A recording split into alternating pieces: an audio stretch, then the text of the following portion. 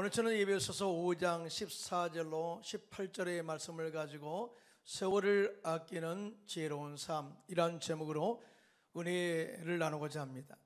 우리는 어떤 사람이 큰 일을 이루었을 때 그냥 쉽게 이룬 것처럼 생각하지만 그 결과는 그 사람의 노력의 대가로 맺어졌다는 사실을 절대 잊어서는 안 됩니다. 제가 고등학교 때 영어 선생님께 이런 질문을 했어요. 선생님, 영어를 잘할 수 있는 방법이 무엇인가요? 이 질문에 선생님께서 대답하시기를 영어를 잘하는 방법은 열심히 단어를 외우고 노력하는 것 외에 왕도의 길이 없다. 그때 제가 왕도란 말을 제가 처음 알았어요. 이렇게 지금도 그 말씀이 귀에 정정하거든요. 여기서 열심히 하는 것과 노력하는 것은 자신에게 주어진 시간을 잘 활용하는 것을 말하는 것이죠. 시간은 많은데 빈둥빈둥 놀면서 영어를 잘할 수 있는 사람은 없을 것입니다. 시간을 효율적으로 사용한 자가 좋은 결과를 얻을 수가 있다는 것을 이야기한 거예요. 사도 바울은 오늘 본문에 에베소서 5장 16절에 세월을 아끼라 때가 악하니라 이렇게 말씀을 하고 있고요. 골로새서 4장 5절에도 외인에게 복음을 전하는 것에 대하여 지혜로 행하며 세월을 아껴라 라고 이렇게 말씀하고 있습니다. 그만큼 우리에게 주어진 시간, 우리에게 주어진 세월을 소중하고 귀하게 여기고 사용해서 거룩한 열매를 거두라 하는 이 메시지를 주고 있습니다. 정말 우리 역시 이 시대에 우리에게 주어진 시간을 잘 활용해서 각자가 원하시는 또 하나님이 원하시는 열매를 맺어서 하나님께 영광 돌리시기를 예수님의 이름으로 축원합니다. 그러면 세월을 아끼는 지혜로운 삶은 무엇일까요? 첫째로 영적인 잠에서 깨어나 빛의 자녀로 사는 것을 말합니다. 오늘 본문의 사도 바울은 에베소서 5장 14절에 이렇게 말씀합니다. 시작. 그러므로 이르기를 잠자는 자여 깨어서 죽은 자들 가운데서 일어나라. 그리스도께서 너에게 비추시리라 하셨느니라 이렇게 말씀하고 16절에 세월을 아껴라 때가 악하니라 서로 연결되어 있어요. 먼저 우리들은 세월의 소중함, 즉 시간의 소중함을 알아야 한다는 것이죠. 여기서 세월을 아낀다, 때가 악하니라 라고 하는 말 중에서 세월이라는 단어가 헬라어로 카이로스라는 단어인데요, 이 뜻은 이렇습니다. 중요한 시기 또한 금방 지나가 버리는 특별한 기회, 이것을 세월 즉 카이로스라는 단어를 사용했어요. 그러므로 세월을 아끼라는 의미는 모든 기회를 잡으라 라는 의미를 가지고 있고요, 이 의미와 함께 나에게 주어진 환경 속에서 기회를 찾아서 그에 따른 어떠한 희생과 대가를 치르더라도 그 기회를 절대 놓치지 말라라는 의미를 가지고 이 단어를 사용한 것입니다. 한마디로 세월은 우리들의 선한 열매를 맺도록 절대로 기다려주지 않기 때문에 선한 열매를 맺도록 그 순간에 최선의 노력을 다해야 한다고 말씀한 의미이기도 하고요, 한번 지나가 버리는 세월은 다시 되돌릴 수 없으니 헛되이 사용하지 말아야 한다라고 이렇게 이야기하고 있는 것입니다.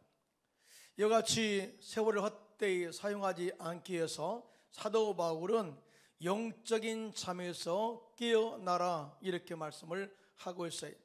사람이 잠을 자고 있을 때는 아무런 영향력을 행사할 수가 없죠. 이러한 삶을 영적으로 죽은 자들이라고 말합니다.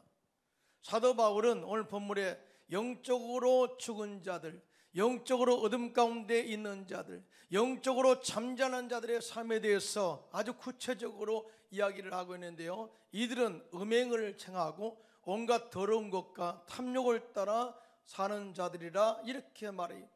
한마디로 세상 사람들은 그렇게 산다는 거예요. 또한 이들은 누추한 말과 또 어리석은 말로서 사람들을 희롱하고 헛된 말로 성도들을 속이기도 한다고 이야기하고 있습니다. 그러면서 이들의 종말에 대해서 에베소서 5장 5절 이 오늘 본문과 연결된데요, 함께 합독합니다. 시작.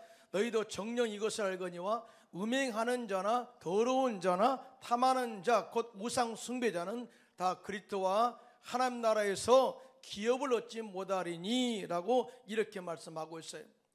세상에 잠자는 자들, 영적으로 어둠 가운데 있는 자들은 결국 행함에 따라서 하나님의 심판이 이루어지고 종국에는 하나님 나라에 들어갈 수가 없다.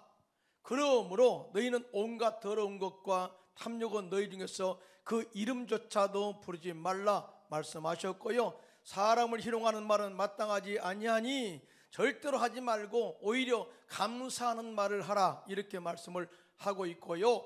또한 누구든지 헛된 말로 너희를 속이지 못하게 하라. 끼어서 절대 속지 말라 이 말이죠. 이로 말미암아 하나님의 진노가 불순종의 아들들에게 임하나니 그러므로 그들과 함께 하는 자가 절대로 되지 말라고 경고하고 있는 것을 보게 됩니다. 그 이유가 뭐냐?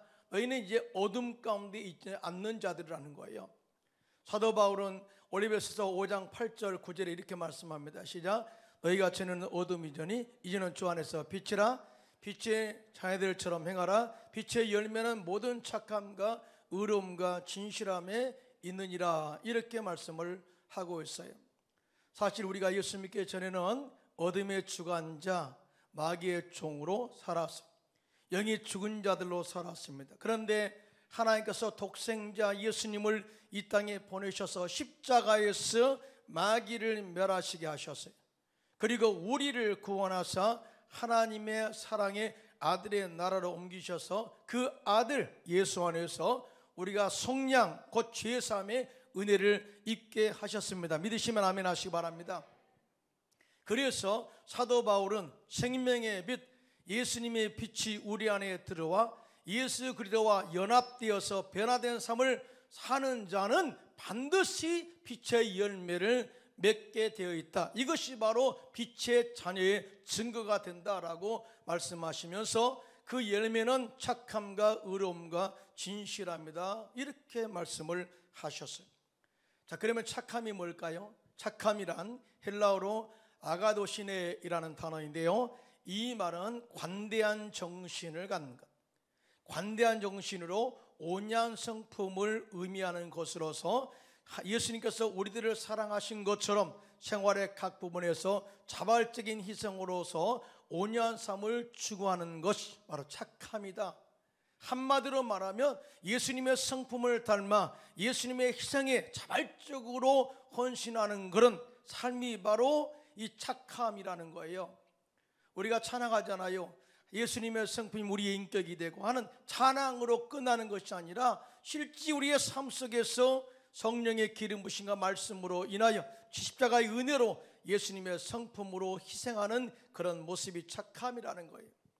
또한 의로움이란 헬라어로 디카오시네라는 그런 단어인데요. 이 말은 하나님과 사람에 대한 자신의 의무를 이행하는 과정에서 공정하고 올바른 행동을 하는 것을 바로 의로움이라고 이렇게 해석을 하고 있어요. 사실은 우리는 의로운 행실로 구원을 받을 수 없습니다. 절대 의인은 없나니 하나도 없다고 말씀하고 있거든요. 행위로 구원받는 게 아니고요, 오직 십자가에서 우리의 모든 죄를 사하신, 저주를 끊으신, 우리의 모든 질병을 치료하신 그 예수님을 믿음으로 말미암아 우리가 구원을 받게 된 줄로 믿습니다. 이런 사람은 마땅히 의로운 삶을 살게 된다는 거예요. 모든 삶 속에 하나님에 대해서, 사람에 대해서 공정하고 올바른 행동을 하게 된다는 거예요. 이것이 바로 빛의 열매라는 거예요. 그리고 진실함이란 헬라어로 알레세이아인데요, 진리라는 뜻입니다. 하나님 말씀이라는 뜻이죠. 이 말은요, 말과 행위에 있어서 순수하고 정직한 삶을 사는 것을 의미합니다. 항상 언행일치의 삶을 산다는 것이죠. 절대 거짓된 삶을 살지 않는다는 거죠. 사도 바울은 이 세 가지의 빛의 열매는 빛의 자녀가 맺어야 열매로서 성숙한 그리스도인의 삶에 항상 균형 있게 나타나야 한다고 말씀한 것입니다. 여러분 동의하시면 아멘 하시기 바랍니다. 온 인류는 약 2년에 걸쳐서 코로나 시대의 어두운 터널을 지나오면서 어둠의 주관자 마귀의 지배를 자연스럽게 받고 살아왔어요. 그 결과 영적 침체와 삶의 어려움으로 인한 우울증과 스트레스, 그리고 마음의 상처와 육체의 질병들로 인해서 어둠 가운데 영적으로 잠자고 있는 자들이 우리 주변에 많이 있는 것을 보게 됩니다. 우리들은 이런 곳에 찾아다니면서 우리의 착한 행실로 말미암아서 예수님의 빛을 발하여 어둠을 몰아내고 어둠 가운데 있는 자들을 빛의 세계로 인도해야 될 줄로 믿습니다. 이것이 바로 우리의 착한 행실을 통해서 우리가 영향력을 발휘할 수 있다, 그 말인 것이거든요. 이사야서 60장 1절로 3절입니다. 시작. 일어나라, 빛을 발하라. 이는 내 빛이 이르렀고 야의 영광이 내 위에 임하였습니다. 보라, 어둠이 땅을 덮을 것이며 캄캄함이 만민을 가리려니와 오직 야훼께서 내 위에 임하실 것이며 그의 영광이 내 위에 나타나리니 나라들은 내 빛으로 왕들은 빛으로 내 광명으로 나오리라. 할렐루야. 여러분, 세상은 항상 어둠에 깔려 있습니다.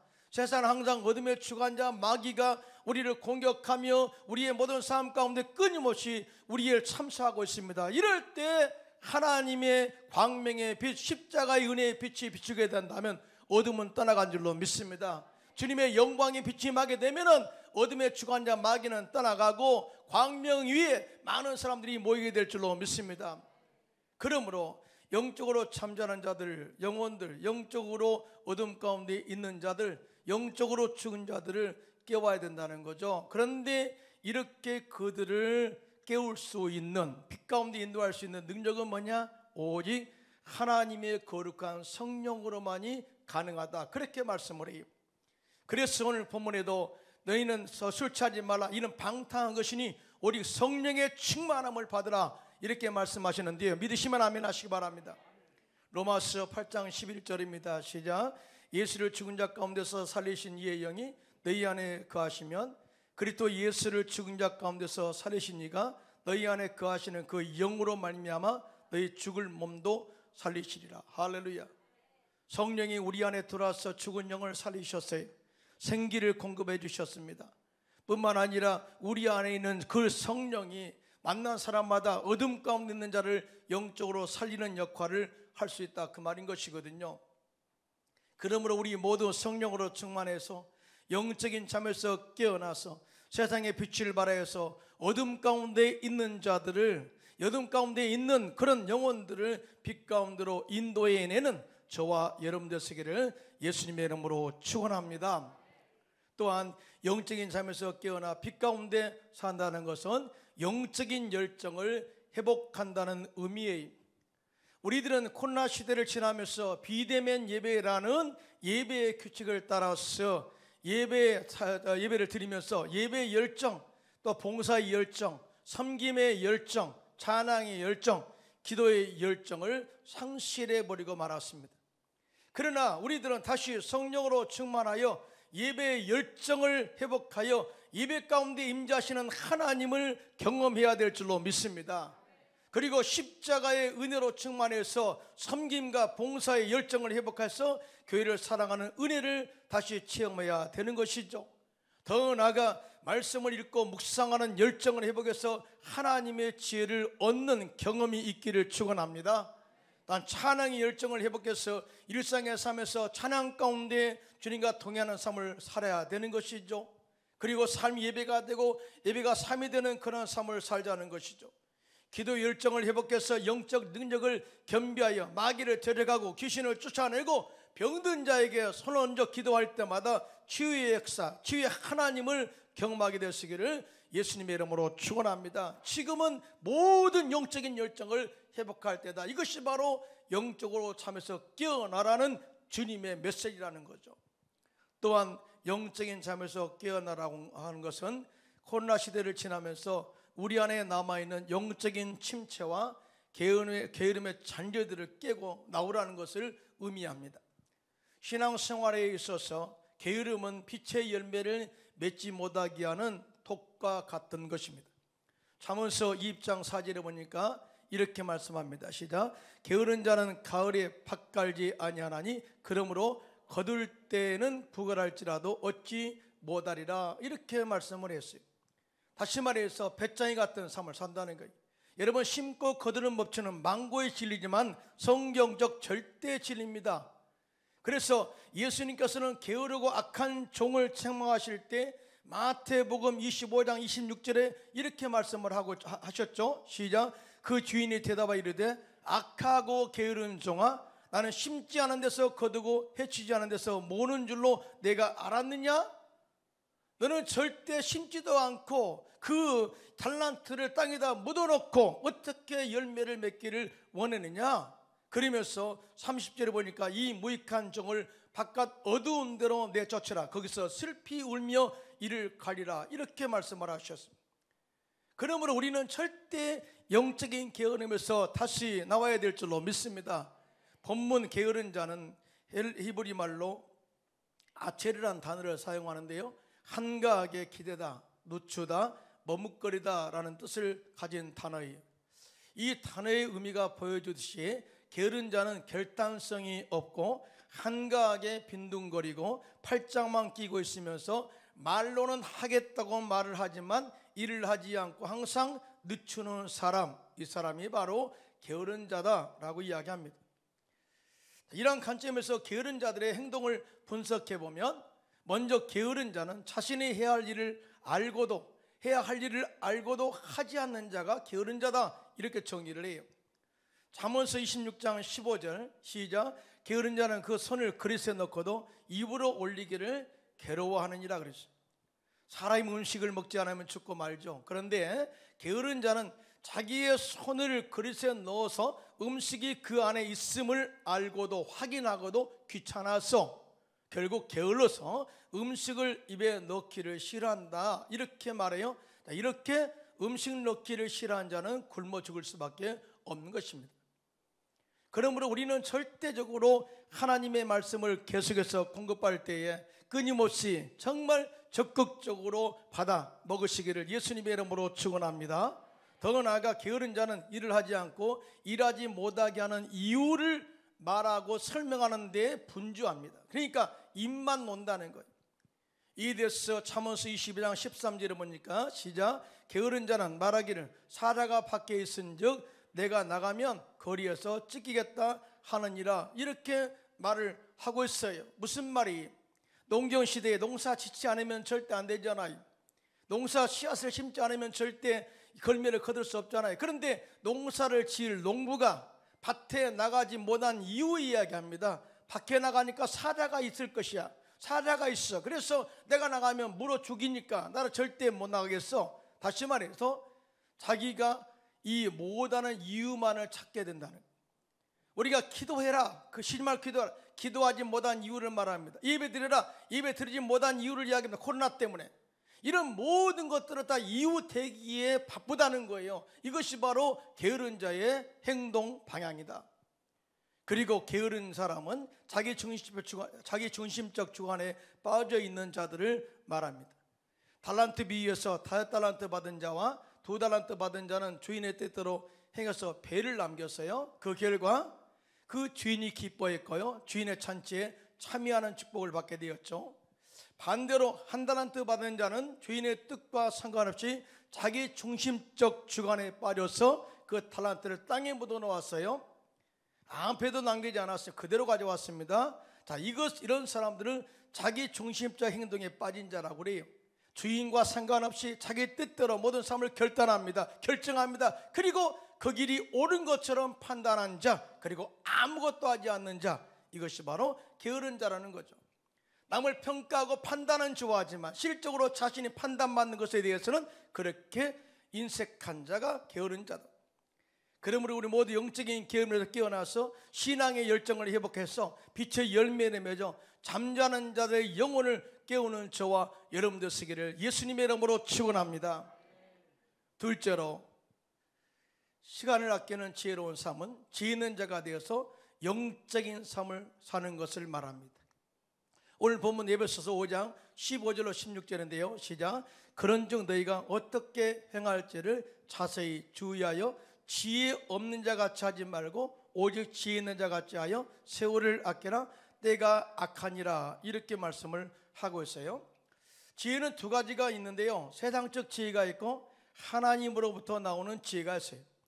세상적 지혜는 세상적인 학문을 통해서 배우고 터득하는 것을 말합니다. 다시 말하면 지식이 뭐요? 지혜를 만든다고 해도 틀린 말은 아닐 것이에요. 그러나 성경에 보면 세상적 지혜는 모든 것이 헛되다라고 말씀을 했어요. 이에 대해서 고린도전서 3장 19절 20절에 이렇게 말씀합니다. 시작. 이 세상 지혜는 하나님께 어리석은 것이니 기록된 바 하나님은 지혜 있는 자로 하여금 자기 꾀에 빠지게 하시는 이라 하였고 또 주께서 지혜 있는 자들의 생각을 헛것으로 아신다 하셨느니라 이렇게 말씀을 하셨어요. 다시 말해서 이 세상에 지혜 있는 자는 하나님 말씀을 거역하죠. 하나님의 말씀을 절대로 받아들이지 않습니다. 그리고 세상적 관점을 가지고 신앙을 판단하기 때문에 절대 하나님을 믿을 수 없어요. 그래서 하나님을 믿는 방해자로서의 그렇게 세상 지혜가 쓰여지고 있다는 거죠. 그래서 세상 지혜는 헛되다. 반면 하나님의 지혜는 하나님께 기도함으로 인해서 필요한 자에게 부어주시는 하나님의 은혜입니다. 할렐루야. 솔로몬이 1000번제를 지고 하나님께 기도했죠. 나에게 이 나라를 다스릴 수 있는 올바른 송사를 할 수 있는 지혜를 달라고 그렇게 기도했을 때 하나님께서 솔로몬에게 전무후무한 하나님의 지혜를 주셔서 나라를 다스리게 했어요. 자, 하나님께서 주신 지혜는요, 규모 있게 지혜 있게 사용하면 그 안에서 생명을 얻고 복을 얻게 된다고 말씀하고 있는데요, 믿으시면 아멘 하시기 바랍니다. 잠언서 3장 18절입니다. 시작. 지혜는 그 얻은 자에게 생명나무라. 지혜를 가진 자는 복되도다. 이렇게 말씀을 하셔서, 그러므로 우리들은 하나님의 지혜를 얻은 자로서 지혜 있게 세월을 아껴 사용함으로써 지혜 있는 자가 되어야 될 줄로 믿습니다. 자, 먼저 지혜 있는 자는 주의 뜻이 무엇인지를 분별할 줄 아는 자다, 이렇게 정의를 하고 있습니다. 오늘 본문 에베소서 5장 17절인데요, 시작. 그러므로 어리석은 자가 되지 말고 오직 주의 뜻이 무엇인가 이해하라. 오직 주의 뜻이 무엇인가 판단하라. 오직 주의 뜻이 무엇인가를 올바로 알아야 된다.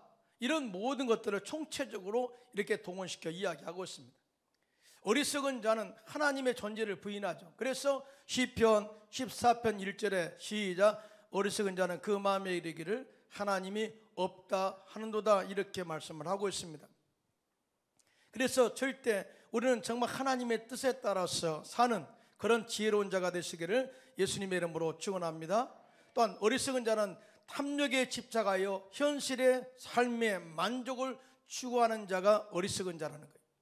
예수님께서는 농사를 지어서 많은 수확물을 획득한 다음에 곡간을 짓고 그 곡간에 많은 재산을 축적해 놓고 내 영혼아 쉬고 먹고 즐기자, 이렇게 자신의 영혼에게 만족하는 사람에게 누가복음 12장 20절로 21절에 이렇게 경고하고 있습니다. 시작.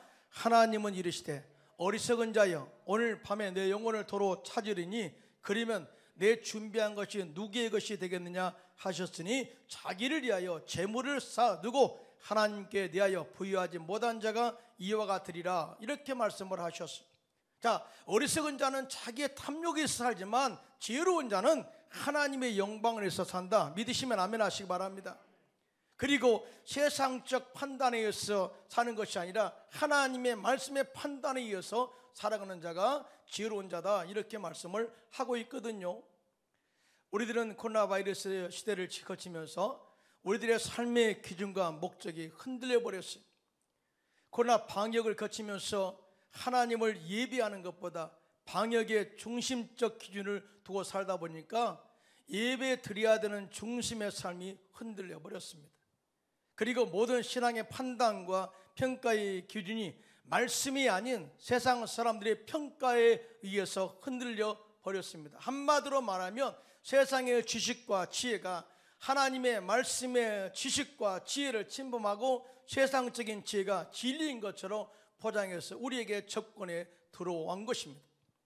자, 우리들은 지금 깨어 기도하고 성령으로 충만하고 말씀의 지혜로 충만해서 코로나로 인해서 우리들의 잃어버렸던 하나님의 지혜의 영성을 회복해야 될 줄로 믿습니다. 세상 시류에 따라 가는 것이 아니라 세상 판단에 의해서 우리의 신앙이 흔들리지는 것이 아니라 세상 속에서 영향을 미치라는 거거든요. 이에 대해서 로마서 12장 2절에 이렇게 말씀합니다. 시작. 너희는 이 세대를 본받지 말고 오직 마음을 새롭게 함으로 변화를 받아 하나님의 선하시고 기뻐하시고 온전한 뜻이 무엇인지 분별하도록 하라. 이렇게 말씀을 하셨어요. 무슨 말입니까? 하나님의 사람들은, 빛의 사람들은 세상의 평가의 기준에 살지 않는다는 것입니다. 세상 사람들이 추구하는 삶의 방향을 절대 따라가지 않는다는 것이죠. 오직 성령으로 충만하고 십자가의 은혜로 충만해서 우리의 마음의 영적인 변화를 받아서 하나님의 선하시고 기뻐하시고 온전한 뜻이 무엇인가를 분별하고 모든 삶의 판단이, 모든 삶의 행동이 하나님께 뜻과 말씀에 순종하는 사는 삶, 이것이 바로 지혜 있게 세월을 아끼는 삶이다라고 말씀을 한 것입니다. 여러분, 예수님께서는 이 땅에 오셔서 절대 세월을 허비하지 않으셨어요. 왜냐하면 예수님께서는 이 땅에 오신 목적이 딱 하나, 아버지의 뜻대로 살았다고, 항상 살겠다고 그렇게 고백했어요. 그래서 이에 대해서 요한복음 6장 38절로 39절에 예수님이 이렇게 말씀하셨죠. 시작. 내가 하늘에서 내려온 것은 내 뜻을 행하려 함이 아니요 나를 보내신 이의 뜻을 행하려 함이니라. 나를 보내신 이의 뜻은 내게 주신 자 중에 내가 하나도 잃어보지 아니하고 마지막 날에 다시 살리는 이것이니라 라고 이렇게 고백하면서 3년 반 동안의 공생애를 하나님 아버지의 뜻에 따라 순종하며 살았어요. 한마디로 당신의 카이로스, 이 구원의 시간을 헛되이 보내지 않았다는 거예요. 그리고 겟세마네 동산에서 기도하신 대로 하나님 뜻에 따라 십자가에서 죽으심으로 전 인류의 구원의 완성을 이루어내신 것입니다. 할렐루야. 사랑하는 성도 여러분, 시간은 모든 사람에게 주어진 축복이죠. 우리 모두 각자에게 주어진 시간을 지혜롭게 활용하여 빛의 열매를 맺음으로써 하나님 앞에 서는 날 잘했다 칭찬받고 상급받는 저와 여러분들 되기를 예수님의 이름으로 축원합니다.